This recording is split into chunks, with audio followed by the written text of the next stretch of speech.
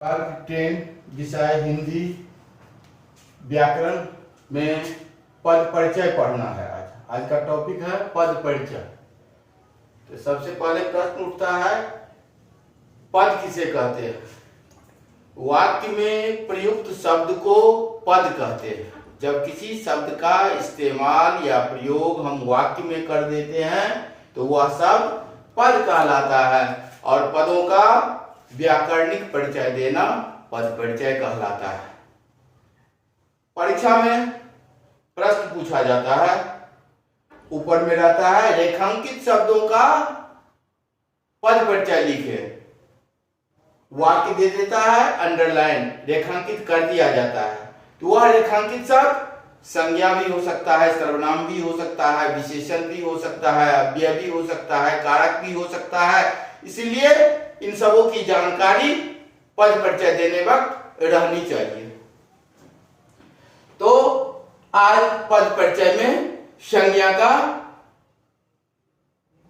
परिभाषा और उसका पूरा वर्णन हम समझा देते हैं। संज्ञा किसी प्राणी, वस्तु, स्थान, भाव आदि के नाम को संज्ञा कहते हैं। संज्ञा 5 प्रकार के होते हैं।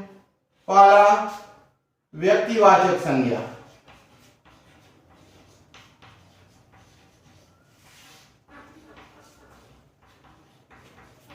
दूसरा जातिवाचक संज्ञा,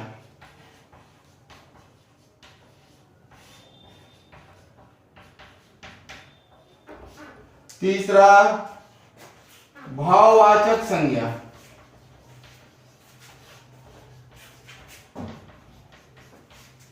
चौथा समूहवाचक संज्ञा,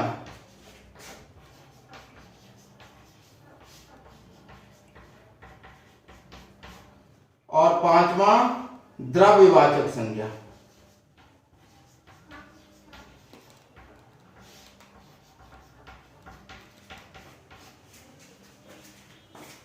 तो पद परिचय हो गया। वाक्य में प्रयुक्त शब्द को पद कहते हैं और पदों का व्याकरणिक परिचय देना पद परिचय कहलाता है। संज्ञा किसी प्राणी, वस्तु, स्थान, भाव आदि के नाम को संज्ञा कहते हैं। ये 5 प्रकार के होते हैं। पहला व्यक्तिवाचक, जिस संज्ञा शब्द से किसी विशेष व्यक्ति, विशेष वस्तु, विशेष स्थान आदि का भाव व्यक्त हो उसे हम व्यक्तिवाचक संज्ञा कहते हैं। जैसे दरभंगा विशेष शहर का नाम है, गंगा विशेष नदी का नाम है, हिमालय विशेष पर्वत का नाम है। जातिवाचक संज्ञा, जिस संज्ञा शब्द से पूरे जाति भर का बोध हो उसे हम जातिवाचक संज्ञा कहते हैं। जैसे कुत्ता कहने से पूरे कुत्ते जाति का बोध हो जाता है, लड़का कहने से पूरे लड़का का बोध हो जाता है, और देश कहने से सभी देशों का बोध हो जाता है।